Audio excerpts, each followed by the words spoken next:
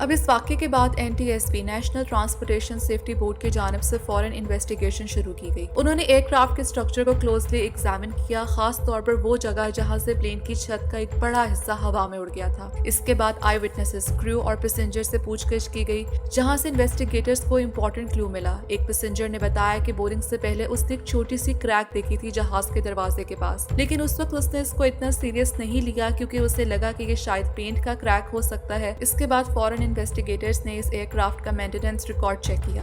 Basically ये aircraft Boeing का एक 737 मॉडल था, जिसे बोइंग ने अप्रॉक्सीमेटली 75,000 फ्लाइट साइकिल्स तक ऑपरेट करने के लिए डिजाइन किया था। फ्लाइट साइकिल मतलब जब प्लेन एक दफा टेक ऑफ और लैंडिंग करता है तो वो एक फ्लाइट साइकिल काउंट होता है। अलोहा एयरलाइन का ये प्लेन अपनी लिमिट से बहुत ज्यादा ऑपरेट कर चुका था। ये प्लेन 89,680 फ्लाइट साइकिल्स कंप्लीट कर चुका था, जो इसकी ओरिजिनल लिमिट 75,000 साइकिल से काफी ज्यादा थी।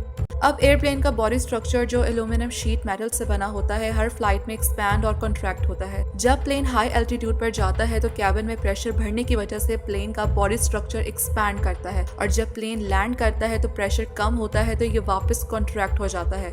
अब जैसे मैंने बताया कि प्लेन अपनी लिमिट से ज्यादा इस्तेमाल हो चुका था, तो इस प्लेन का मेटल भी बार बार एक्सपैंड और कॉन्ट्रैक्ट होने की वजह से कमजोर हो गया था, स्पेशली लैप जॉइंट्स के करीब। लैप जॉइंट्स जहाँ एक मेटल शीट दूसरी शीट के ऊपर ओवरलैप करती है।